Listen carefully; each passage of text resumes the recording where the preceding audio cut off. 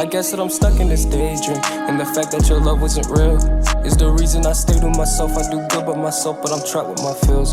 When you left, I was tired of lies and the games you had played, and I admit that our love had its flaws. Hello, everybody. Welcome to the second episode of the Anything and Everything podcast. I am your host, Andre Rossmanian. And today on the podcast, I will be talking about my top 10 Universal attractions, in my opinion. I will also be going over my reviews for Army of the Dead and A Quiet Place, The Devil Made Me Do It, so a double feature there. And then we're going to round the show off with my official 2021 NBA mock draft. This is post-lottery, so we know what what order the team will be picking in. Let's go ahead and get started.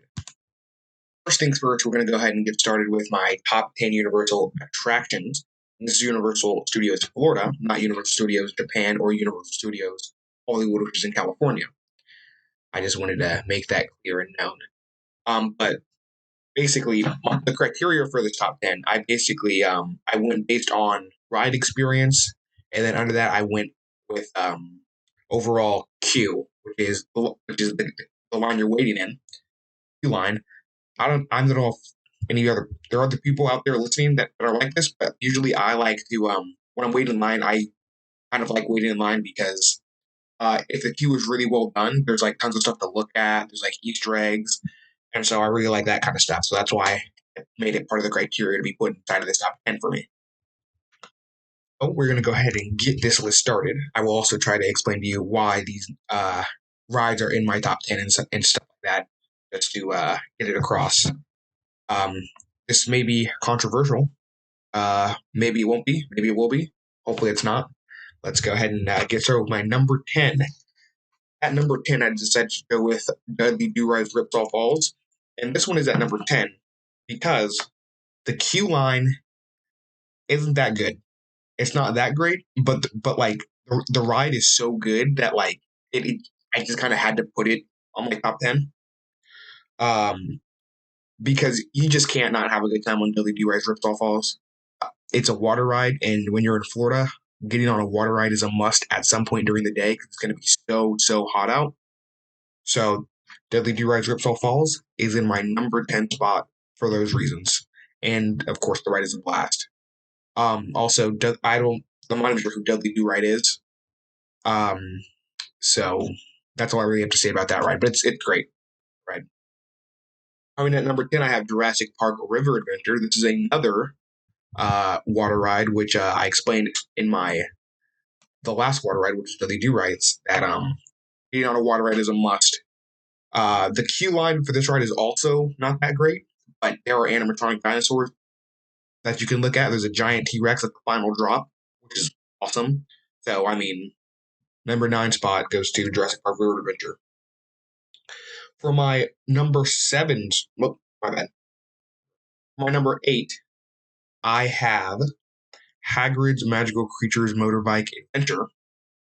And this is number 8 because, okay, if you've been on the ride, you know that the ride experience is incredible, right? There's all kinds of stuff to look at while you're on the ride. But this has by far one of the worst queue lines I've ever been in.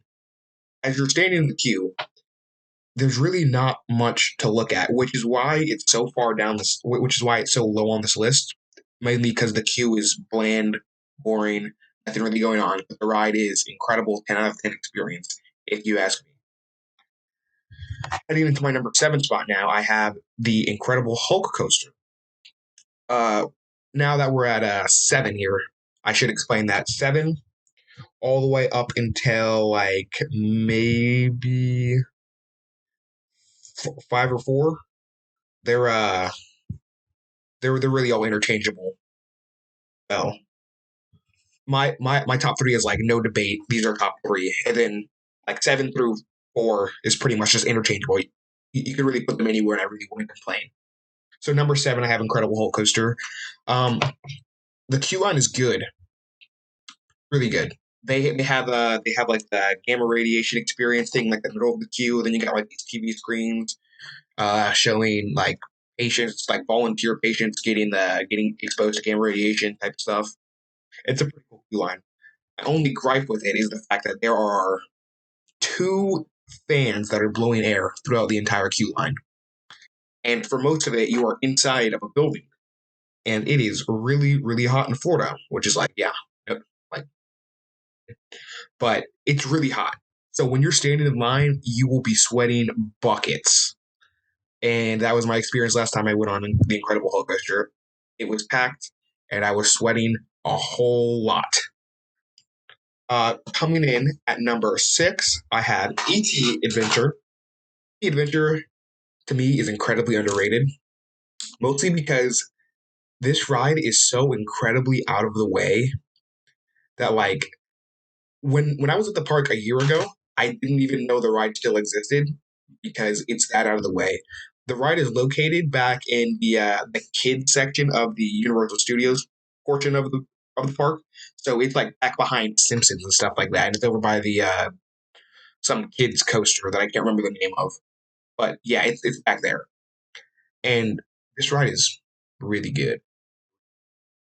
Like this ride is 31 years old, and for it being 31 years old, I am incredibly impressed. Animatronics, they look pretty good for being 31 years old. I mean, obviously, the ride can go through some refurbishments and stuff like that, but like for what it is, that ride is awesome. First of all, can I just talk about the queue? Queue for this ride is truly, it's just so good because as soon as you get in the line, you are surrounded by forest and it looks like you're outside pretty much.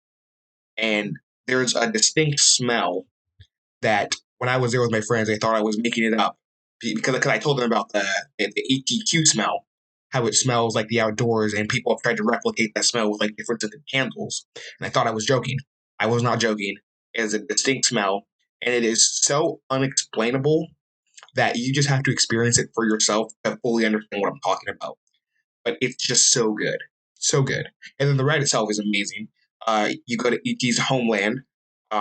There's like a portion when you're on your bikes, which is awesome, by the way. The ride vehicles are bikes, which is really cool.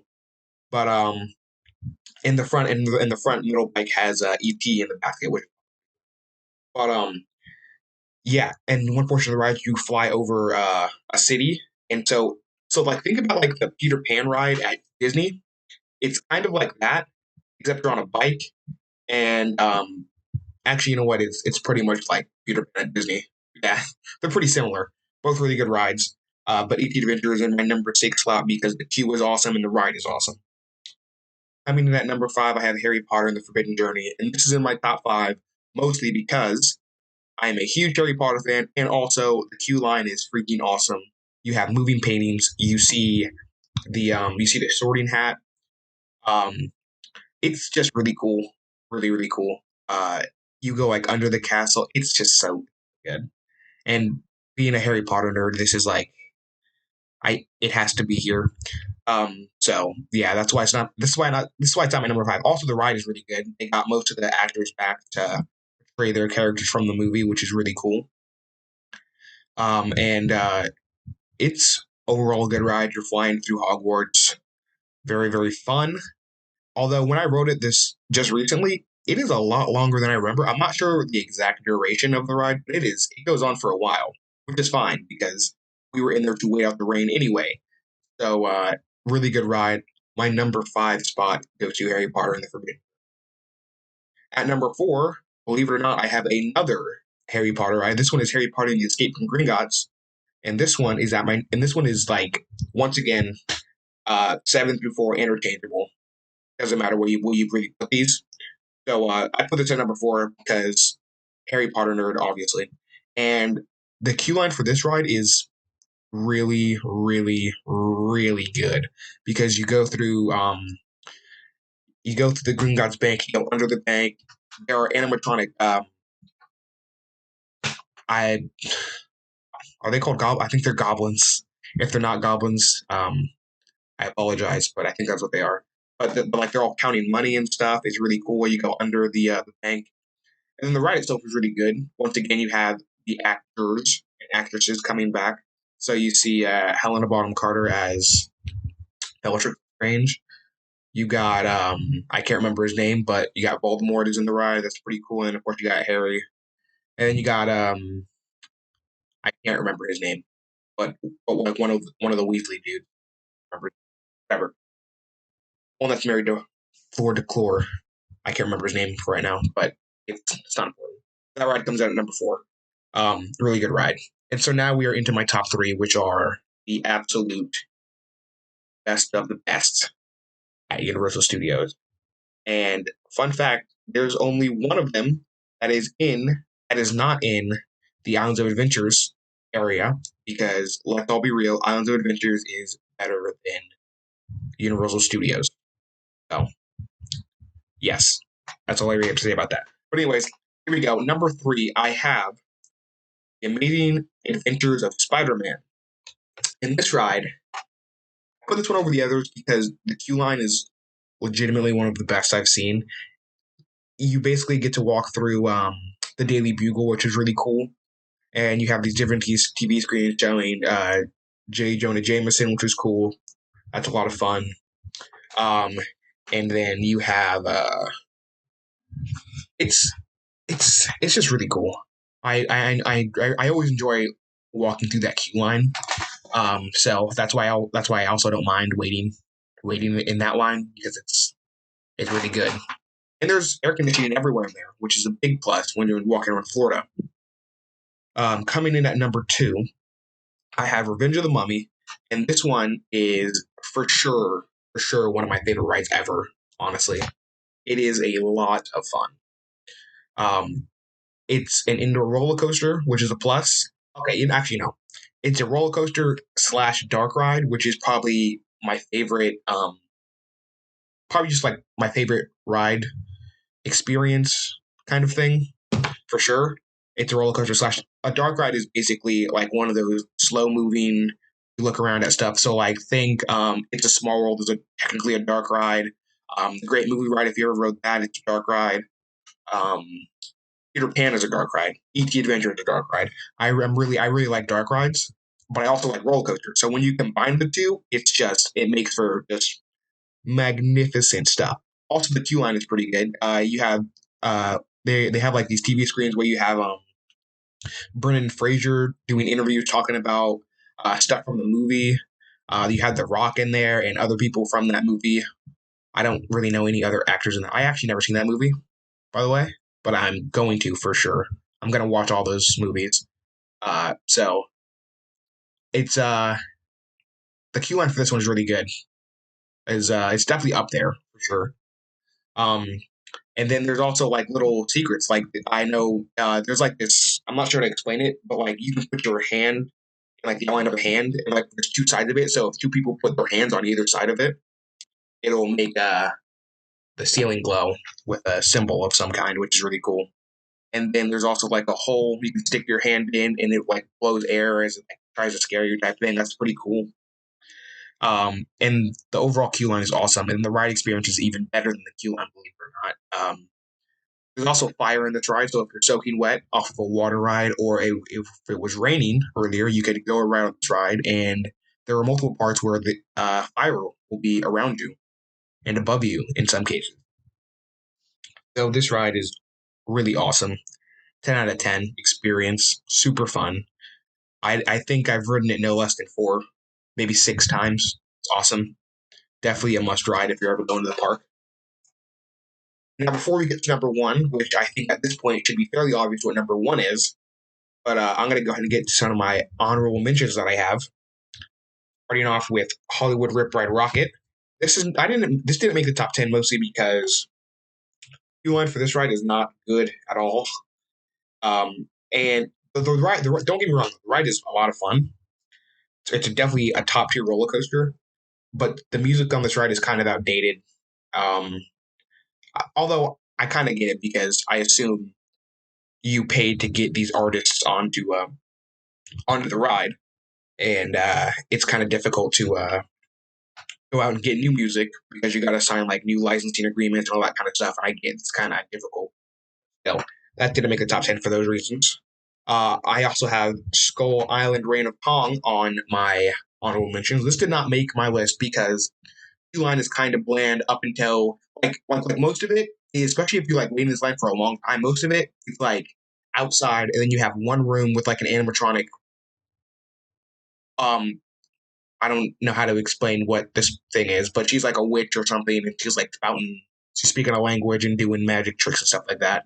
And then you wait in more hallways where nothing really happens. Then when you finally get up to like near where you board the ride vehicle, there's like a couple of boxes with stuff inside of them. There's like a big glass case with like a giant worm in it. Um, so yeah, it's not really the best, but the ride experience is really cool, mostly too. It's 3D, so that's pretty cool, and also they use 3D correctly, unlike another 3D air quotes 3D attraction at the park. I'm not going to talk about it though. Actually, we will talk about it because it's my honorable mention. But yeah, this ride it was definitely on the brink of my top 10, but it just didn't.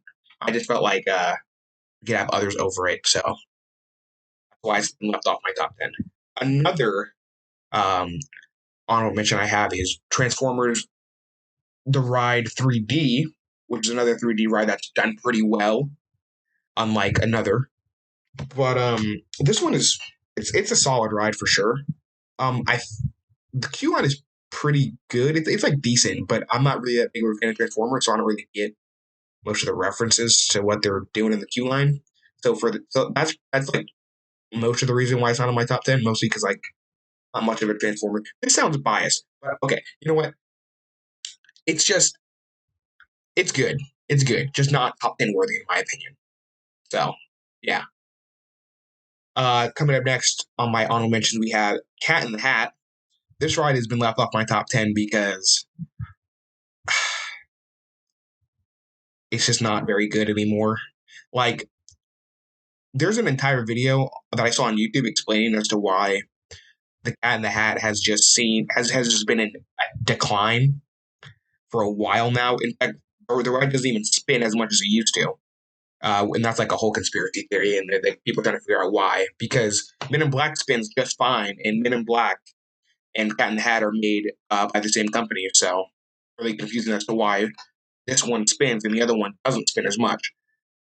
But yeah, Cat in the Hat is not. I had to put it as honorable mention because at one point it was a very good ride. I enjoyed it a lot. Also, Cat in the Hat. I mean, they could replace the ride, but why would they do that? Because Cat in the Hat is a pretty popular IP. It may not seem like it, but it is. It really is. For example, the entirety of the gift shop after you get off the ride of Cat in the Hat is all Cat in the Hat merchandise, and that is the only gift shop in the park that has a single IP inside of its gift shop, which is very interesting if you think about it. So, IP is still incredibly popular. You can get the Cat in the Hat hat, which I did buy one time. That was when I went in fifth grade, I believe. There's also, there's thing one, thing two shirts and sweaters or stuff like that. It's just so it's Universal just profits off of it a lot. That's why it's still around mostly. So, but it didn't make my top 10. And then I hesitated to put this last one on my honorable mention because the ride is so awful. But my final honorable mention is Fast and Furious Super. And this ride is so bad. Definitely for what it could have been. Like, I mean, it's really hard to mess this up. Like, it really is, right? You could have made like a roller coaster where have like the ride vehicle be modeled after like one of the cars from the movie. You could have I don't know, did literally anything else besides what you did, and it would have been better than the final result. But this ride, I have as an honorable mention because, no joke, this has one of the best queue lines I've ever seen in my entire life. The queue line for this ride is so good. I'm not even a fan of Fast and Furious, and I know that this queue line is good. Okay? It's basically you're in a garage, and there's just like cars everywhere. And most of the cars look really cool. And that's like pretty much the last good experience you'll have. Because once you get on the ride, it's just all downhill from there. You know what? I'm probably going to dedicate an entire segment to this ride one day. So I'm not going to talk about it too much anymore, but we need to move on. And so now let's finally go ahead and get to my number one ride. What did I just say? Number one ride at Universal Studios, Florida. And that, I think it's pretty obvious, but it is the new Velocicoaster my goodness, this ride is so good. And the queue line is also pretty good.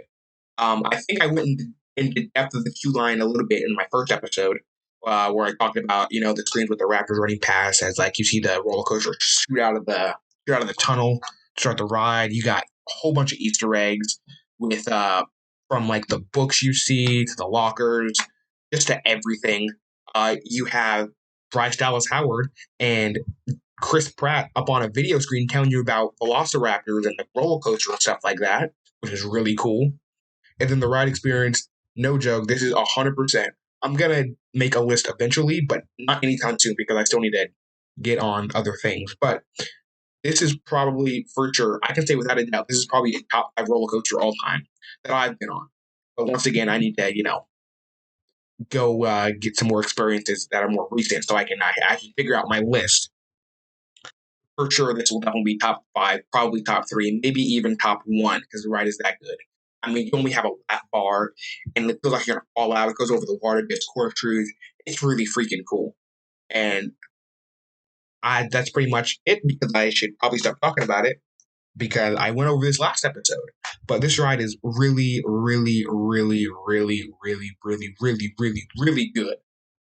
So I'm going to go ahead and read out my top 10 once again really quickly. My top 10 Universal Studios attractions, in my opinion, are as followed. At number 10, I have Dudley Do-Ride's Ripsaw Falls. At number 9, I have Jurassic Park River Adventure. At number 8, I have Hagrid's Magical Creatures Motorbike Adventure. At number 7, I have The Incredible Hulk Coaster. At number 6, I have E.T. Adventure. At number 5, I have Harry Potter The Forbidden Journey. At number 4, I have Harry Potter and the Escape from Gringotts. At number 3, I have The Amazing Spider-Man, the Amazing Adventures of Spider-Man. At number 2, I have Revenge of the Mummy. And at number 1, I have the brand new roller coaster Velocicoaster. And that's top 10 attractions at Universal Studios Florida. All right, let's go ahead and switch on gears on over to my first review that I'm going to do for the day. I'm going to go ahead and review Army of the Dead, the Zack Snyder movie that released on Netflix about a month or so ago. Now, I don't have any notes for this movie because I did not care enough to write any. And so I'm just going to talk and let's just see how it goes. So, I did not like this movie that much, to be quite honest. The movie is starring Dave Bautista, who's like pretty much like the guy, right? And his daughter is played by Ella Purnell. And this movie is basically it's a zombie movie. It's about a zombie apocalypse, except the apocalypse has been contained in Las Vegas, which I thought it sounds like a cool premise, right? And basically, it's a zombie apocalypse movie mixed with a heist movie because you have this group of people going in to take some money from a vault for this guy who hired them to do that. So,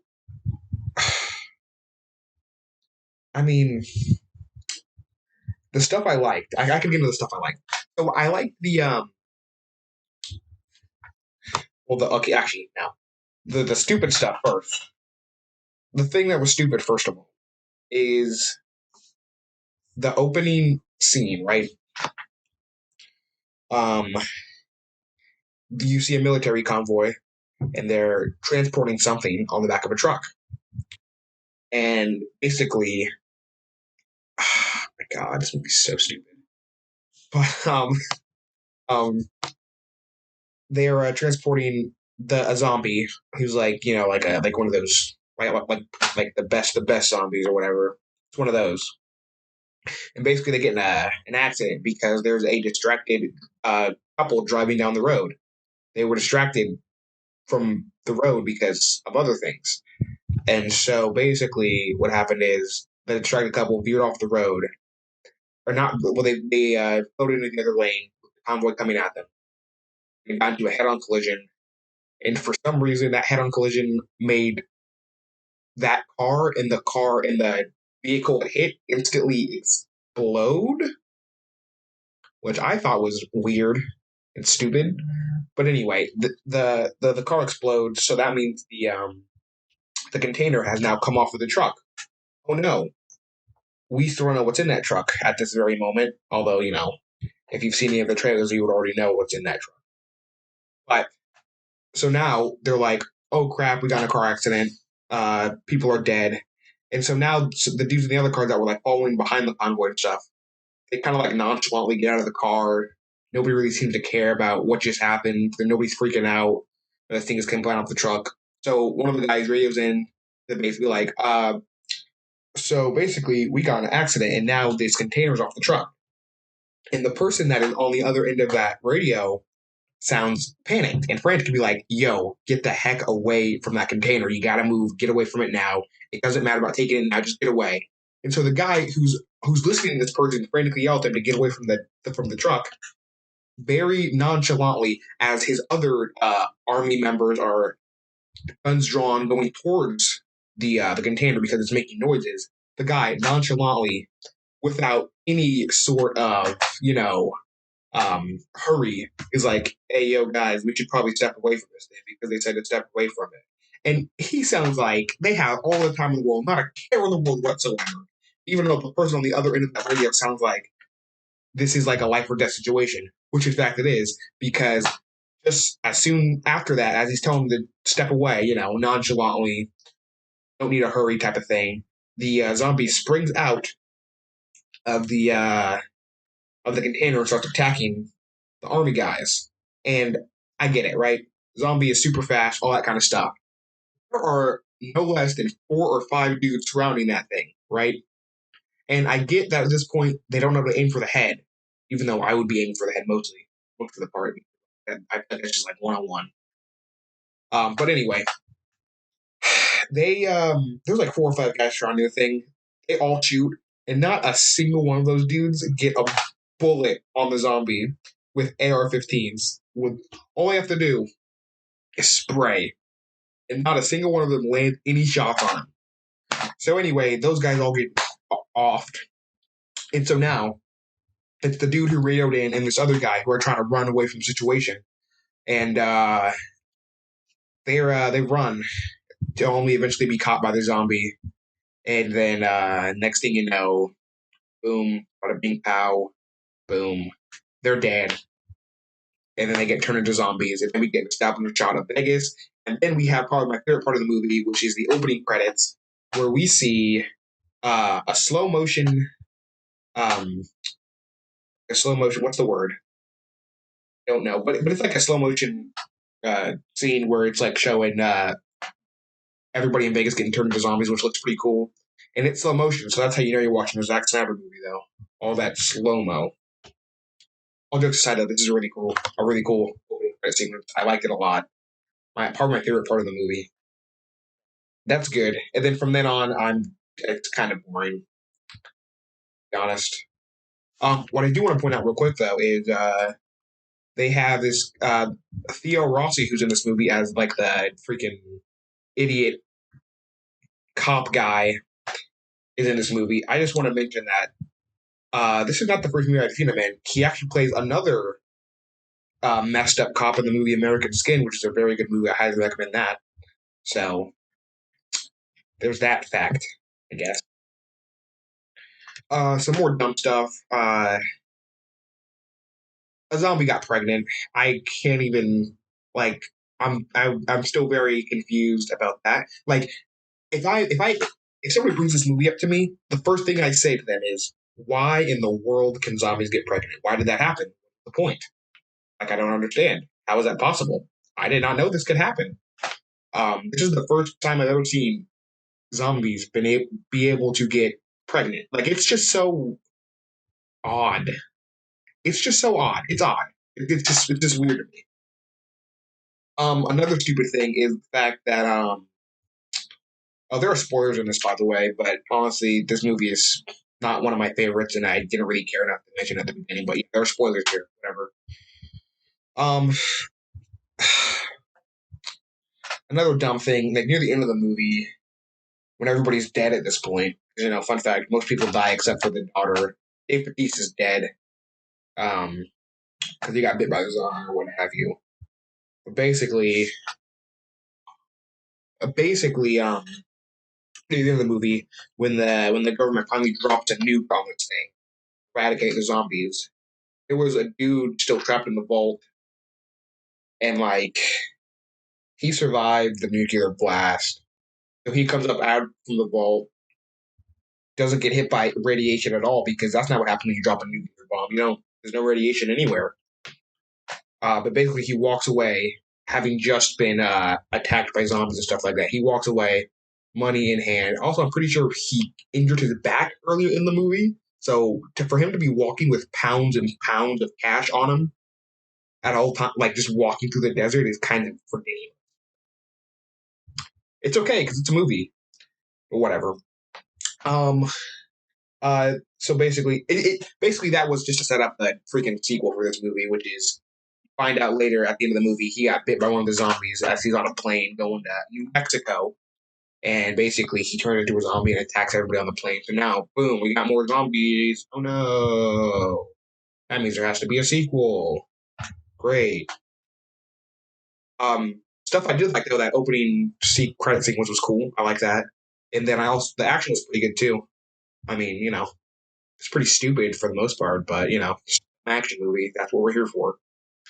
Um, you're definitely not supposed to take this movie seriously whatsoever. Because if you do, on surface level, totally passable movie. If you're like me and you look into it, it's dumb. It's all very stupid. But don't be like me. Just look at it from a surface level, face value. You'll enjoy more if you do that. But I'm gonna go ahead and give this movie a score because I want to get on to the next movie, which I think is better than this movie, in my opinion. I'm gonna go ahead and give this movie a. I don't have to give out sevens. This movie actually probably wouldn't get a. I'm gonna give this movie a 5.5 out of 10. That is 5.5 out of 10 for Army of the Dead. Decent movie. Acting is pretty good for the most part. The premise is cool. Vegas is cool. Opening sequence carries the movie. And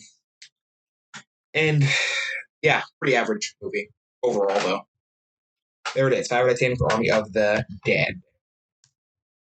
Oh my God. Okay. So now the next movie I want to talk about today is the movie The Conjuring, The Devil Made Me Do It.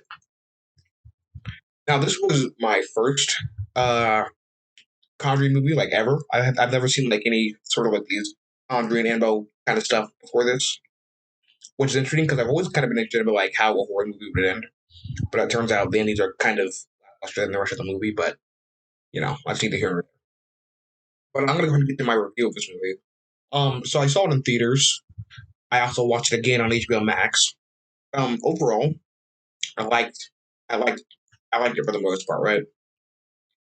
Now, once again, I've never seen any of these movies, so I kind of find this awkward to talk about because I don't want to say something like completely wrong. And then, I got the diehard Conjuring fans on my head calling me out on what I got wrong and that type of stuff. So, but for it being my first Conjuring, like usually I was always kind of afraid of this kind of stuff, but then I realized to myself, right, it's not real. So therefore, be afraid of. You know what? Most of these are based on a true story, so when I say I didn't mean that like so literally. I think you get the idea. Um, but I'm actually kind of a big fan of like the based on a true story kind of stuff, like the recreations or documentary type things. I'm big fans of those things. Also, biopics in the same tier of movie for me, if I do have to say so. But I'm getting kind of off track. But I do like how the movie is loosely based on a true story.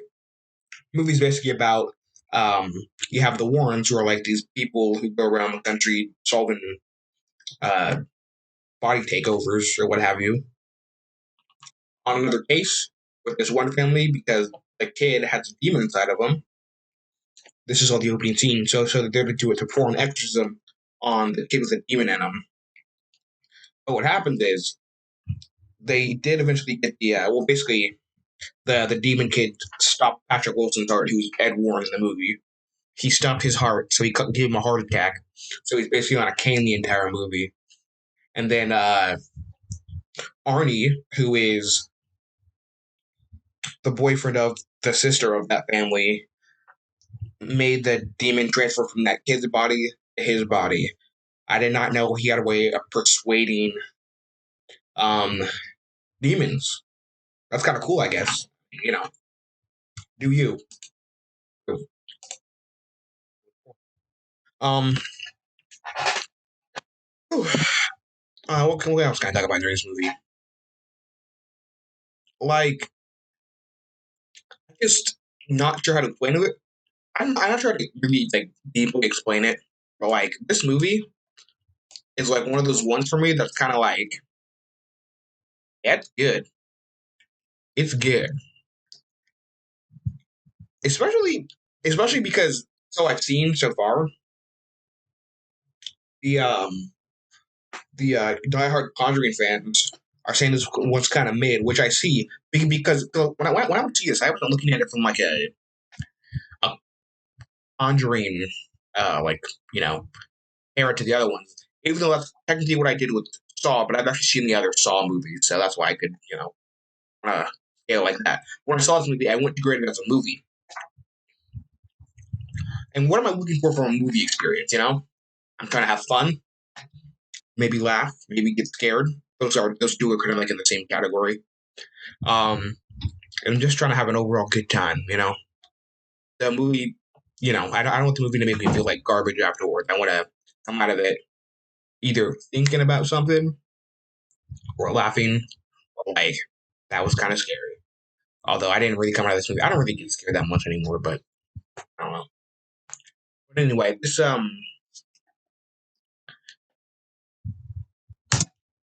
now if I had to rate this movie, I'd probably go with a solid. This is going to be the one movie that I think is going to break my rule for me, but I'm going to go ahead and give this movie a 7 out of 10. Mostly because I liked it. It was decent. I'd never seen a Conjuring movie before, so I don't know how to compare to the other ones, so I'm not sure where it really ranks on that level. As a movie, I thought it was pretty good. Now, for the final segment of today, I'm going to go ahead and give my official mock draft because now the NBA lottery has passed. We can give my official predictions for the draft, and that means we know who's picking where. So let's go ahead and get into that. I'm going to go from 14 down to 1. We're going to do it that way. So, with the 14th pick, I have the Golden State Warriors going with James Bouknight. Now, I like Bouknight for the Warriors because the Warriors are looking to win now, and I think if a team is drafting Bouknight, I think he'll be ready to contribute from year one. With the 13th pick, I have the Indiana Pacers selecting Josh Giddey. Now, I have the Pacers selecting Josh Giddey because, from what I've seen, their backup guard probably going to next year is CJ McConnell, and I think that Josh Giddey would fit the Pacers role nicely because besides CJ McConnell, they don't have a actual playmate. They don't have really a playmaker who can create shots for others on the floor. At number 12, we have the Spurs selecting Moses Moody. He's another one of those guys I think that could come in and impact the team right away. And I think I like his fit on the Spurs a lot. With the 11th pick, I have the Hornets going Kai Jones. Kai Jones has risen up my draft board a little bit because he's had a pretty solid combine so far, and the Hornets need a big man. So what better fit than Kai Jones in the Hornets? I like him as a lob threat for LaMelo Ball to the ball too. At number 10, I have the New Orleans Pelicans going Franz Wagner. This one kind of speaks for itself. Pelicans just need to get shooting around Zion and Brandon Ingram. Let them do their things and have somebody on the wing for them to kick out to if they get trapped in the paint or what have you. At number 9, I have the Kings going Corey Kispert. They're in a kind of weird spot because they're the Kings, and when are they never in a weird spot? But I have them going Corey Kispert just because they don't really need any backcourt mates really because they have the Fox and Halliburton and Buddy Hield is still there. I assume he's going to get traded, but he's still there, so I think they just go with wing.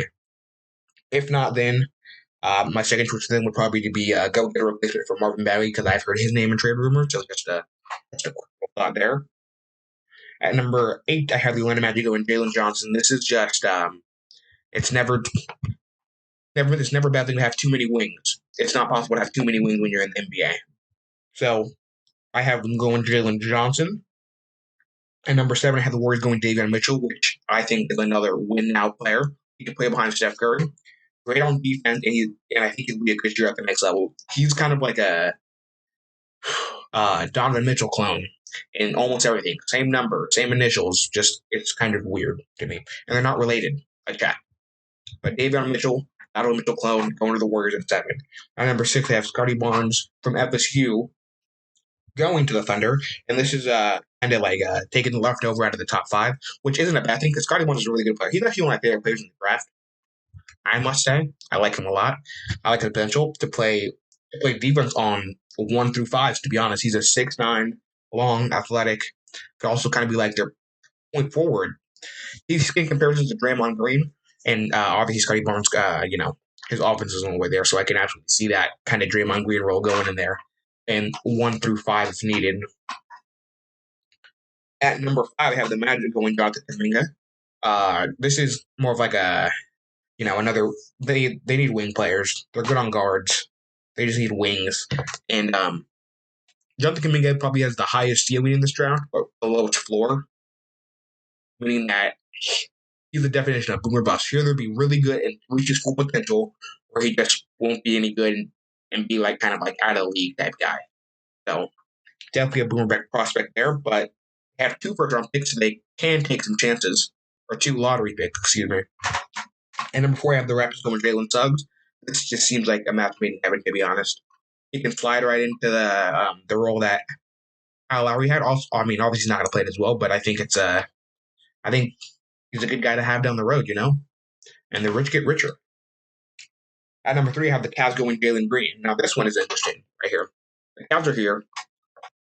And I don't really even think that they really even deserved, like, another super high draft pick because they do nothing but waste talent, to be honest. And I had nothing against Cleveland. I'm just how it goes. But anyway, I have them probably trading Colin Sexton for just like something, and then they could just slide Jalen Green right on into the 2 where Colin Sexton used to be. So they have Garland and Jalen Green, and you also have Jarrett Allen to build around.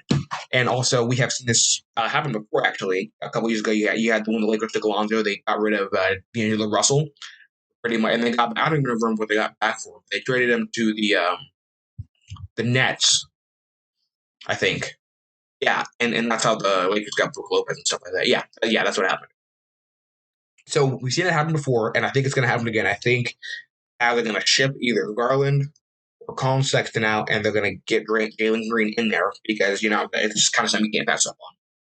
At number 2, I have the Houston Rockets taking Evan Mobley from USC center. This one just kind of makes no sense to me. It's kind of just like, they couldn't get Cage. The second place prize is this. I think him and Christian would be really nice together. It'd be a good fit in the front court. It'd look nice. I mean, they're Mobley's like 7'1", I think, and then Christian Wood is like either 6'11" or 7 foot. So that's like a nice 2 big type of situation you got going on down there. Both super talented. And then, of course, the number 1 overall pick, I have the Detroit Pistons selecting Cade Cunningham. They get their franchise player build around, and seems like they finally catch a break after years of just, being on teeter on the edge. I mean, they had to deal with Andre Drummond as their franchise player for multiple years, so I mean, they've been through it, Detroit fans. So congratulations on getting the number 1 pick at Cade Cunningham. He's only going to work out for one team, he's already said, and that is obviously the Detroit Pistons, who are going to take a number 1 overall for sure. I could put a significant amount of money on it.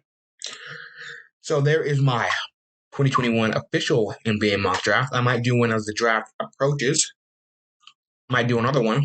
But until then, I am your host, Andre Ross Maneth.